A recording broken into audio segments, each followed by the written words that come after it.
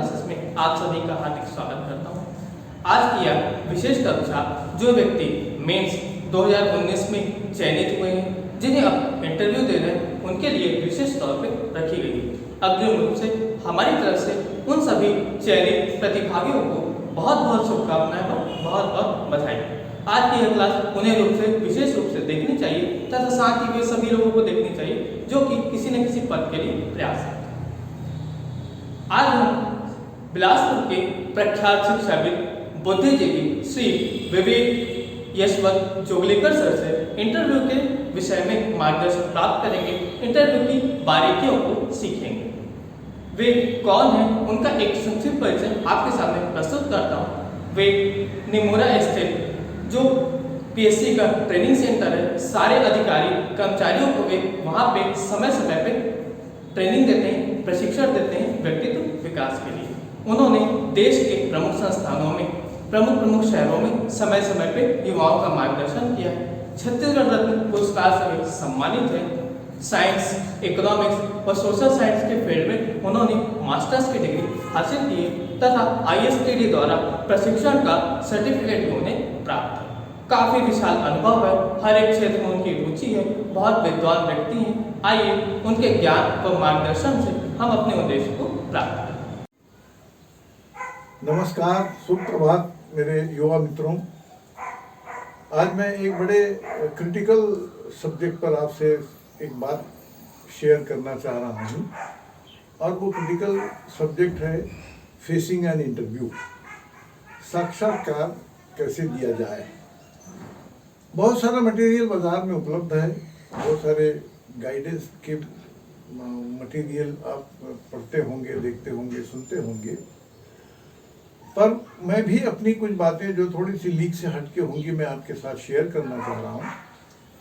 इसमें सबसे महत्वपूर्ण बात यह है कि कोई एक मीटिंग, कोई एक क्लास या जैसे मेरा ही एक सेशन क्यों न हो, या कोई एक पुस्तक जिसको आप पढ़ें कि कैसे साक्षात्कार को फेस करें, ये आपके सफल साक्षात्कार की गारंटी कभी नहीं हो सकता। कुछ पॉइंट पढ़ लेना, कुछ पॉइंट को देख लेना, याद कर लेना, इससे साक्षात्कार अच्छा होगा, ये बिल्कुल संभव नहीं है। साक्षात्कार के लिए तैयारी एक परपीचुअल प्रोसेस है। परपीचुअल प्रोसेस का मतलब एक सतत प्रक्रिया है। यह आपके व्यक्तित्व को झांकने का, एक व्यक्तित्व में झांकने का एक तरीका है, जिसमें साक्षात्कार लेने वाला चंद मिनटों में आपकी पर्सनालिटी को जांचने की, परखने की कोशिश कर रहा है। तो अगर आप ये समझ रहे होंगे कि मैं कुछ पुस्तकों को पढ़ के, या जैसे कुछ टिप्स होती हैं, पॉजिटिव रहिए, सकारात्मक बात करिए, तो ये सुनने में अच्छा है, पर जब इंटरव्यू लेने वाला आपसे 2, 4, 5 ऐसे सवाल पूछ देगा कि आपका जो प्रिटेंशन है या जो आपने ओढ़ा हुआ जो आपका व्यक्तित्व है वो छिन्न विच्छिन्न हो जाएगा और आपका असली सेल्फ जो है वो बाहर आ जाएगा। इसलिए मैं एक बात हमेशा युवाओं से कहता हूँ, अपने व्यक्तित्व को, अपने आप को साक्षात्कार के लिए तैयार करने का काम सतत प्रक्रिया के रूप में लीजिए। सतत, your personality should be the way you are. आप उसमें प्रिटेंशन नहीं कर सकते, और जो जेन्युइन पर्सनालिटी है उसका प्रभाव पड़ता है, उसका इम्प्रेशन पड़ता है। अब जैसे हम कहते हैं कि आपका कंपोजर, आपका कॉन्फिडेंस और आपका कंफर्ट, ये सबसे ज़्यादा प्रभावित करने वाले कैरेक्टर्स हैं, पैरामीटर्स हैं। जैसे आप कंपोजर का मतलब ये है कि आप कितना शांत रह पाते हैं, आपके चेहरे से जो एक एंजाइटी या एक तनाव या अस्वस्थता जो है आंतरिक जो हो रही है वो झलकनी नहीं चाहिए। आपके चेहरे से एक आत्मविश्वास का भाव रेडिएट होना चाहिए कि आप बहुत सहज हैं और आप किसी भी प्रकार के प्रश्नों के उत्तर देने के लिए तैयार हैं। और तीसरी बात मैं कहता हूँ कंफर्ट। आपकी बॉडी लैंग्वेज बताती है कि आप कंफर्टेबल है कि नहीं, आप स्टिफ तो नहीं बैठे हैं, आपका चेहरा कैसा है, यानी बॉडी का मूवमेंट, हाथों का मूवमेंट, आपका बैठने के बाद आपका पोस्चर, ये रेडिएट करता है कि आप कंफर्टेबल हैं, आप सहज हैं, या आप अंदर से तनाव में हैं। आप अगर कॉन्फिडेंट हैं तो ये सारी बातें सहज होने लगती हैं, ये इनको साधना आसान होने लगता है। अब मैंने कह तो दिया कि कंपोजर और कॉन्फिडेंस और कंफर्ट आपके चेहरे से और आपकी बॉडी लैंग्वेज से झलकना चाहिए, परंतु ये उतना सहज नहीं है जितना मैं कह रहा हूँ। ईमान की बात तो ये है कि अगर मुझे भी कोई कहे कि साहब चलिए आपका एक इंटरव्यू लूँगा, मैं भी अनकंफर्टेबल होऊंगा, मैं भी असहज होऊंगा। ये ह्यूमन नेचर है, मैं भी टेंशन में या स्ट्रेस में या तनाव में आऊँगा। इसलिए आपको अगर मैं ये कहूँ कि बिल्कुल तनाव मुक्त इंटरव्यू दीजिए, ये संभव नहीं है, ये बिल्कुल हवाई बातें हैं। खेल ये है, आप अगर अपने व्यक्तित्व को गंभीरता से उस चौखट में लाने के लिए ढाल रहे हैं, सतत चिंतन और मनन कर रहे हैं, तो आपके का व्यक्तित्व वैसे बन जाता है। तो ये कंफर्ट है, कंपोजर है, ये आपके लिए आसान होता है। परंतु आप स्ट्रेस जीरो हो जाए, ये कभी नहीं होगा, कभी नहीं होगा। स्ट्रेस हल्का फुल्का रहेगा, और इसीलिए लोग कई बार हम लोग ये कहते हैं कि ये little bit of stress is good. Little bit of stress is good का मतलब ये हल्की एंग्जाइटी होती है। अब आप ये मत समझ के असहज होइए कि अरे बाप रे मुझे तनाव हो रहा है, आई एम अंडर स्ट्रेस, या मैं एंग्शियस हो रहा हूँ, तो ये आपको डिस्टेबलाइज करे, मेंटली डिस्टर्ब करे। ये इसको भूल जाइए। हर इंसान जिसको इंटरव्यू देना है वो थोड़ा स्ट्रेस में आएगा, और इसीलिए हम कहते हैं कि उस स्ट्रेस को एक्सेप्ट करिए, उसको स्वीकार करिए कि yes it's a normal condition. और जब हम उसको नॉर्मल कंडीशन में स्वीकार करते हैं तो ये जो हल्का स्ट्रेस है वो आपको फोकस करने में मदद करता है। You can properly focus under stress, not more stress. एक हल्का जो स्ट्रेस है, हल्का सा जो तनाव है, ये तनाव आपको फोकस करने में मदद करता है। और इसीलिए कई बार लोग कहते हैं कि साहब a little bit of stress is good. फिर एक और बात मैं तो आपसे कहना चाह रहा हूं कि एक रिज्यूमे जो दिया जाता है, या बायोडेटा या सर्कमविटाई कहते हैं उसको, ये कई बार आप इंटरव्यू के पहले जमा करते हैं। उसमें क्या लिखा है, वो कैसे लिखा जाना चाहिए, ये एक अलग विषय है। कभी मौका मिलेगा तो इस पर हम अलग से बात करेंगे। पर मेरा अलार्मिंग पॉइंट या वार्निंग पॉइंट आप लोगों के लिए ये है कि बहुत सारे ऐसे इंटरव्यूज जहां आप जाते हैं, किसी एक फोटोकॉपी की दुकान से छपा छुपाया एक बायोडेटा का फॉर्मेट, या वो सर्कमविटाई, या आप जिसको रिज्यूमे, ये हालांकि ये तीनों अलग अलग हैं और तीनों का ऑब्जेक्टिव बिल्कुल अलग है। इसलिए मैंने कहा इस पर कभी और बात होगी। पर छपा छुपाया आप ले आते हैं, जिसमें केवल आपका नाम, डिग्री का एक कॉलम रहता है, उसमें आप भरवा देते हैं, और दरअसल आप ये देखते भी नहीं है कि उसमें कौन कौन सी जानकारियां भरी गई हैं।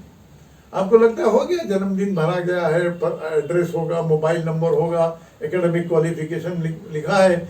ये उतना नहीं है। ये वो डॉक्यूमेंट है जिस डॉक्यूमेंट से आपकी पर्सनालिटी को झांकने की शुरुआत इंटरव्यू लेने वाला करता है। वो जो ये एक विंडो है, जिस विंडो से वो आपकी पर्सनालिटी में एंटर करता है। और इसलिए उसमें लिखी गई हर बात, लापरवाही से पहले ही झटके में आप नजर से उतर जाते हैं। जैसे संयोग से मैंने कई लोगों के इंटरव्यू लेने का मुझे मौका मिला, तो देखा बायोडेटा जमा कर दिया जाता है या रिज्यूमे सबमिट कर दिया जाता है। उस रिज्यूमे या बायोडेटा में आपके हस्ताक्षर नहीं होते, वैसे ही जमा हो गया। उसमें डेट नहीं पड़ी है, उसमें जगह का नाम मेंशन नहीं है, जो कि at the end of the document होना चाहिए। क्योंकि आपने फोटोकॉपी वाले को बताया मेरे नाम से बना दो, उसको आपने लिया, लिफाफे में बंद कर दिया और जमा कर दिया। और इंटरव्यू लेने वाले को पहले ही यह समझ में आता है कि आप एक बहुत ही गैर जिम्मेदार और लापरवाह इंसान हैं। आप अपना जो डॉक्यूमेंट दे रहे हैं उसमें आप हस्ताक्षर नहीं किए। फिर क्या होता है, आपने नीचे एक लाइन, छपी छुपाई लाइन होती है कि मैं उपरोक्त दी गई जानकारी को की जिम्मेदारी लेता हूं, और कोई भी गलत जानकारी अगर होगी तो मैं जिम्मेदार हूं। और नीचे आपने दस्तखत नहीं की। दस्तखत नहीं की यानी आप लापरवाह हैं, या आपने जो बात जो लिखी है वो उसकी जिम्मेदारी को स्वीकार करने के लिए आप तैयार नहीं है। आपका उधेड़ना तो वहीं से शुरू हो जाएगा कि अगर एक इंटरव्यू लेने वाला, क्यों साहब आपने ये बायोडेटा पढ़ा है? आप कहते थे हाँ पढ़ा है, तो फिर पढ़ा है तो दस्तखत क्यों नहीं की? आपको पसीना फूट जाता है क्योंकि आपको समझ में आ जाता है कि आपने गलती कर दी। कहते दस्तखत तो करिए। जब आप दस्तखत करते हैं और फिर वो पूछता है कि आपने दस्तखत नहीं की या उसी में से कोई लिखी हुई जानकारी, मैं आपको एक इतनी हास्यास्पद बात बताऊं कि कितना लोग नहीं पढ़ते हैं मैंने बायोडेटा को। एक मित्र हैं हमारे, युवा मित्र, उनका नाम एक्स मुखर्जी था। टाइपिस्ट ने टाइप करते समय उसका नाम जो भी एक्स, जो भी पहला नाम, और मुखर्जी की जगह मूर्खजी लिखा था। उसने पढ़ा भी नहीं, उसने जमा कर दिया और वो इंटरव्यू लेने वाला हंसने लगा। जब वो हंसने लगा तो इनको पसीना फूट गया कि मेरा उसमें ऐसा क्या लिखा है कि इंटरव्यू लेने वाला बात शुरू करने के पहले हंस रहा है। और जैसे ही उसने कहा कि आपका नाम क्या है, उसने नाम बताया, उसने बायोडेटा उसके सामने रखा। बोले ये बायोडेटा आपने पढ़ा है? बोले हाँ हाँ सर पढ़ा है। बोले आपको इसमें कोई गलती दिख रही है? उसको अब वो इतना नर्वस हो गया कि उसको उसकी गलती दिख ही नहीं रही है। बोले नहीं सर ठीक तो है, ठीक तो है। जब उसने उसको बताया कि आप अपना नाम जरा ठीक से पढ़िए, उसको समझ में आ गया होगा कि मेरा यहाँ सिलेक्शन नहीं हो सकता। आप बड़े ज्ञानी होंगे, ये छोटी सी लापरवाही आपको भारी पड़ गई। आपने बहुत सारी चीजें उसमें लिखी हैं, पर वो लिखी हुई बातें केवल लिखे हुए लेवल पर बनी हुई है। आपने उसको पढ़ने की जहमत नहीं की, जहमत नहीं उठाई, आपने उसकी कोशिश नहीं की कि मैंने लिखा क्या है उसमें। तो इसलिए ये बायोडेटा जो छपा छुपाया जो सबमिट करने की प्रवृत्ति है, उसको उस पर अंकुश लाइए। अपना बायोडेटा खुद बनाइए, उसमें लिखी हुई हर बात की जानकारी आपको होनी चाहिए, चाहे वो डिग्री हो, हॉबीज हो, बहुत सारी बातें उसमें। वो पूरा का पूरा स्केच होता है आपकी पर्सनालिटी का। तो ये एक बात होती है, यानी जो इंटरव्यू यहीं से शुरुआत हो जाती है। फिर क्या होता है कि हम प्रिटेंड करते हैं। आजकल के इंटरव्यू में कुछ बातें बड़ी साफ हैं। एक ज़माना था जिसमें आपकी क्या क्वालिटी है, तो उसमें वो इंटरव्यू देने वाला बोलता था कि साहब I will keep no stone unturned, यानी मैं ऐसी कोई चीज़ नहीं छोड़ूंगा, मैं एकदम खून पसीना लगा दूंगा, पूरी जान झोंक दूंगा इस संस्था में काम करते हुए। ये ड्रामा लगता है आज लोग जानते हैं कि आपको अगर कहीं बेहतर मौका मिलेगा आप वहां जाएंगे और वो रोकेगा नहीं। पर जब आप इस प्रकार का प्रिटेंशन, इसी को मैं कहता हूँ, कहते हैं कि साहब मैं तो बिल्कुल आपके लिए समर्पित, संगठन के प्रति एकदम बिछा हुआ मैं आप काम करके दिखाऊंगा, वो लगता है ये ड्रामेबाज आप लड़का है, ये ठीक नहीं है। आप अपना इंप्रेशन गंवा देते हैं। बिल्कुल स्वीकार करना चाहिए कि साहब मुझे अगर बेहतर अपॉर्चुनिटी मिलेगी तो मैं वहां जाने पर बिल्कुल विचार कर सकता हूं। कहने का मतलब ये है, आपके इंटरव्यू में दो चीजें आपको, ये अपने व्यक्तित्व का हिस्सा होनी है, हम्बल होना और ऑनेस्ट होना। अपने विचारों के साथ ईमानदारी से इंटरव्यू दीजिए और एरोगेंस नहीं या घबराहट नहीं, विनम्रता से जवाब दीजिए। जवाबों के 3 कैटेगरीज होती हैं। एक होती है सबमिसिव जवाब, यानी दबा कुचला, डरा सहमा, ऐसे जवाब। घबराया हुआ व्यक्ति है, ऐसे जवाब। दूसरा होता है एग्रेसिव जवाब, यानी मैं परवाह नहीं करता, मिली नौकरी, मिली नहीं मिली तो बहुत सारे रास्ते हैं। ये जो रिलेक्टेंस या उद्दंडता है, कुछ लोग इंटरव्यू देते समय उनको लगता है कि मैं बड़ा स्मार्ट जवाब दे रहा हूँ या बड़ा स्मार्ट व्यक्तित्व को प्रोजेक्ट कर रहा हूँ। आपकी उद्दंडता को भी स्वीकार नहीं किया जाएगा, परंतु झूठ भी उनको नहीं चाहिए। तो इन दोनों के बीच में एक पैरामीटर होता है जिसको कहते हैं हम्बल। आप विनम्र हैं। विनम्रता का मतलब लीजलीजे नहीं है। आप अपने व्यक्तित्व के गुणों के प्रति सावधान और सजग हैं, परंतु नम्रता के साथ आप पेश आ रहे हैं, ये इम्प्रेस करता है। इसीलिए मैं कहता हूँ कि हम हम्बल बने रहिए और दूसरा ऑनेस्ट बने रहिए। एक बात इंटरव्यू के समय और मैं आपसे कहना चाह रहा हूँ जिसका आपको ध्यान रखना चाहिए कि कोई चीज अगर आपको मालूम नहीं है तो झूठ बोल के उसको कवर अप करने की कोशिश मत करिए। सामने वाले को समझ में आ जाता है कि आप झूठ बोल रहे हैं, बहुत छोटे से उदाहरण से पकड़ लेता है कि आप झूठ बोल रहे हैं या आपको विषय की जानकारी नहीं है। पर जब आप झूठ बोलते हैं तो फिर सामने वाले को लगता है कि थोड़ा और छेड़ा जाए आपको, और फिर आपके झूठ को जब वो उधेड़ने लगता है, आपका कॉन्फिडेंस शैटर होने लगता है, क्योंकि आपको नहीं मालूम था, आप तो केवल कवर कर रहे थे। जैसे एक छोटा सा हल्का सा उदाहरण मैं आपको दूं, बहुत सारे हिंदी के लेक्चररशिप के लिए मैं कभी स्कूलों में इंटरव्यू लेने जाता था, हिंदी के लेक्चरर के लिए आवेदन आए, बड़ी मजेदार रटे रुटाए हैं। आपका पसंदीदा लेखक कौन सा? 99.99% बच्चा 1 सेकंड में जवाब देता है प्रेमचंद। जैसे कि प्रेमचंद के बाहर बात कोई लिखने वाला पैदा ही नहीं हुआ, और प्रेमचंद के पहले कोई नहीं हुआ। हर बच्चा प्रेमचंद, क्योंकि प्रेमचंद एक स्थापित नाम है, इंप्रेस करते हैं कि प्रेमचंद।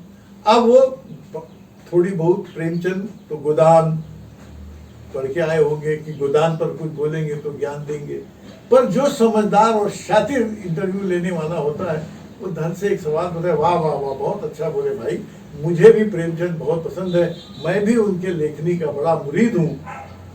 अच्छा मुझे एक बात बताइए भाई साहब कि प्रेमचंद की कोई मैंने आपकी पसंद की सबसे बढ़िया कविता कौन सी है, वो मुझे सुनाइए। अब इन्होंने नहीं, उनको याद नहीं आता, ये सर खुजाते हैं, सर पढ़ा तो है पर याद नहीं आ रहा है। नहीं कुछ तो कोशिश करिए, कोई 1-2-4 लाइन। सर बहुत दिन हो गए हैं मैंने उसको छोड़े, एमए किया था तब पढ़ा था, कुछ ना कुछ अब लपेटना शुरू हो रहा है, झूठ बोला जा रहा है। इंटरव्यू लेने वाला कहता धन्यवाद बेटा, मैं आपको बाद में सूचना करता हूँ।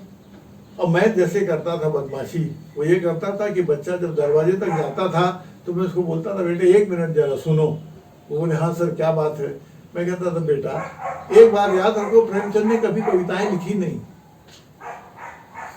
बस इतना पर्याप्त है बताने, आप झूठ बोल रहे थे, मुझे मालूम था। नहीं मालूम है आप एक बात कह देते कि सर मैंने नहीं पढ़ी, आपको मालूम है कि प्रेमचंद ने कविताएं नहीं लिखी, आप बोलिए कि सर मेरी जानकारी में प्रेमचंद ने कविताएं नहीं लिखी। अब ये जवाब सबमिसिव ढंग से दिया जा सकता है, एग्रेसिव ढंग से दिया जा सकता है, और असर्टिवली यानी आग्रही रूप में दिया जा सकता है। और आग्रही रूप में दिया गया जवाब ही प्रभावी होता है जब आप कहते हैं कि सर मेरी जानकारी में प्रेमचंद ने कविताएं लिखी हों, इसकी मुझे जानकारी नहीं है। ठीक, पर अरे सर ये क्या सवाल है, प्रेमचंद ने तो कविताएं लिखी नहीं, आप ये सवाल ही गलत है। ये उद्दंड उत्तर हुआ। और दूसरा उत्तर जो है वही जो सबमिसिव, हाँ हाँ सर उन्हें अभी तो याद नहीं आ, झूठ भी बोल रहे हो, और क्योंकि आपका कॉन्फिडेंस हिला हुआ है, आप गड़बड़ा रहे हो। सो ये भी जवाब ठीक नहीं है। सो मेरा कहना ये था आपसे कि आप नहीं जानते हैं, बिल्कुल बेझिझक टर्मिनेट हो जाता है ना, आपको मालूम नहीं, आप बोल दीजिए कि मुझे नहीं मालूम, सॉरी सर मेरे को इसकी जानकारी नहीं है। आदमी दूसरा सवाल पूछता है, आदमी दूसरा आगे बढ़ता है। 2-4 घंटे चलता नहीं है इंटरव्यू। इंटरव्यू का दौर जो है वो चंद मिनटों का होता है। बहुत ज्यादा हो गया 15 मिनट, बहुत हो गया 15 मिनट, यानी आप कल्पना नहीं कर सकते इतना लंबा समय होता है इंटरव्यू के हिसाब से।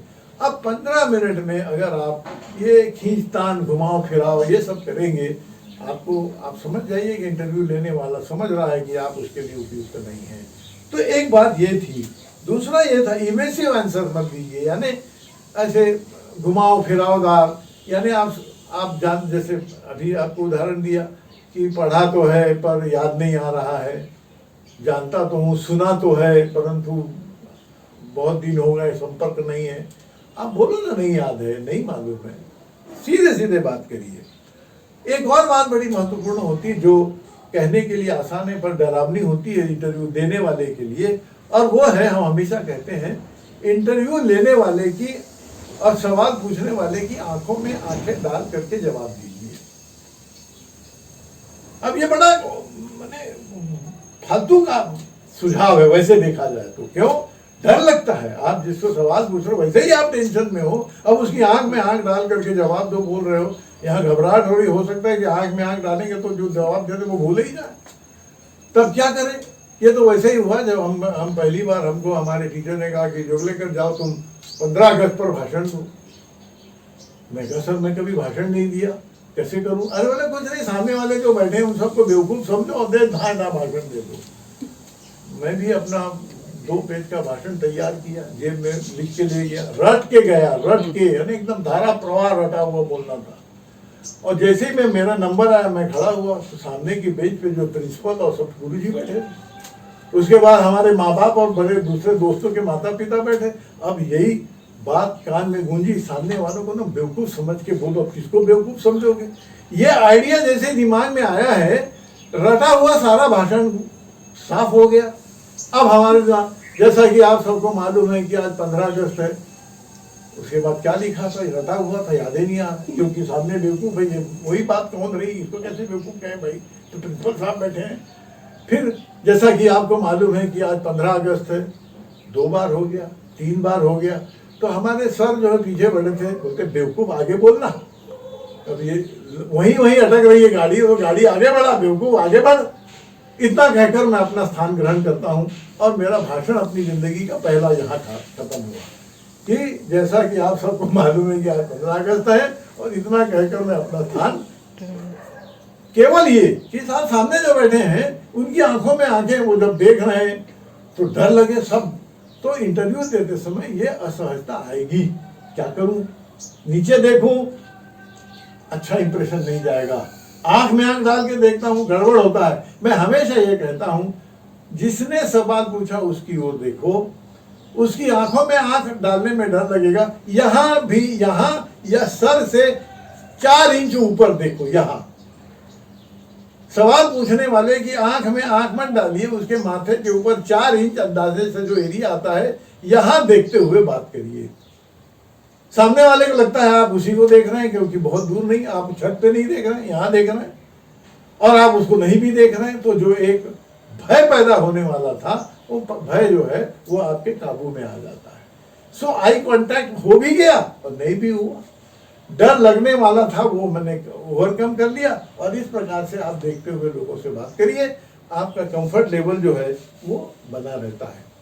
दूसरा है कीप स्माइलिंग में, ये भी एक कठिन काम है, मुस्कुराते रहिए।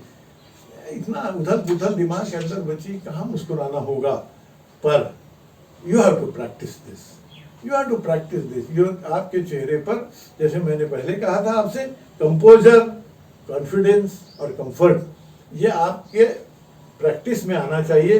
जब आप इसको प्रैक्टिस करने लगते हैं तो एक स्माइलिंग फेस के साथ मुस्कुराता चेहरा आपको कॉन्फिडेंस देता है, सामने वाले को प्लीज करता, लगता है कि एक अच्छा बच्चा आया है, मुस्कुराता एक स्माइलिंग फेस का बच्चा है, उसका इंप्रेशन अच्छा पड़ता है, और इंटरव्यू दोस्ताना दायरे में बढ़ता है। एक गलती इंटरव्यू देने वाले बच्चे हमेशा करते हैं, और वो गलती ये है कि हर बच्चा बैठा है वहां, इंटरव्यू देने के लिए एक बच्चा अंदर गया, वो इंटरव्यू देके जैसे ही बाहर निकलता है, दसियों बच्चे उस बच्चे को जाके भूल झूमने लगते हैं, क्या पूछा क्या पूछा। ये एक ऐसी हरकत है जिसमें आपका कॉन्फिडेंस तबाह होगा। क्यों? क्योंकि अंदर जो आदमी बैठा है वो इतना समझदार है कि उसके पास सवालों की लंबी फहरिस्त है। अब अंदर वाला जो बाहर आया, अरे मेरे को पूछ रहा था कि वो अरपा नदी कहाँ से निकली है। अरे बाप रे, अब नदियां कहाँ से निकली ये तो मैंने देखा ही नहीं। अब मेरे को टेंशन हो गया, अब मैं पलट रहा हूँ, अरपा कहाँ निकली तो महानदी कहाँ, शिवनाथ कहाँ से निकली। अब मैं जब अंदर जाता हूँ तो मुझे वो बिल्कुल नहीं पूछता कि अरपा कहाँ से निकली, वो पूछता है मेरे को कि सिहावा की पहाड़ियां कहाँ हैं। तो मैं गया काम से, अब सिहावा की पहाड़ियां कौन जाने का। कहने का मतलब ये है, when you come out, don't rush to the person who has just come out, don't. उसको जो सवाल पूछा गया उसने जवाब दिया, वो गया। आपने जो तैयारी की है आप उस पर मनन करते रहिए, और इंटरव्यू लेने वाले को अपने डी में लाने की कोशिश करिए। आप उसको ऐसे जोन में लाइए जो आपका कंफर्ट जोन हो। एक सक्सेसफुल इंटरव्यू का प्रिपरेशन ये सुझाता है कि आप उसके फांदे में फंसने के बजाय इंटरव्यू लेने वाले को अपने फांदे में फंसाओ, यानी उसको अपने कंफर्ट जोन में ऐसा खींचो कि वो आपके एरिया में आकर के आपसे सवाल पूछे जहां आप राजा हो। आप उसके जोन में चले जाओगे तो आपको थुतर के रख देगा और आप जो लहूलुहान बाहर निकलोगे। बस यही इंटरव्यू प्रिपरेशन की तैयारी है। आप मेरे डी में आके मुझसे सवाल पूछते हैं, या मैं आपके डी में आकर के कौन गोल मारेगा। मैं आपके डी में जाऊंगा तो फंस जाऊंगा, आप मेरे डी में आते हैं तो मैं आपको हैंडल कर सकता हूँ। तो ये बातें हैं, ये आपको ध्यान में रखनी चाहिए। इसके अलावा भी बहुत सारी बातें हैं जो हम कभी और बात करेंगे। अभी सोचता हूँ कि इतना ही बहुत है, क्योंकि इंटरव्यू का प्रिपरेशन एक बड़ी शानदार प्रक्रिया है और हम लोग उसको बहुत लाइटली लेते हैं। कुछ ऐसी बातें होती हैं, एक आखिरी पॉइंट मैं आपके सामने अभी के इसमें कहना चाहूँगा।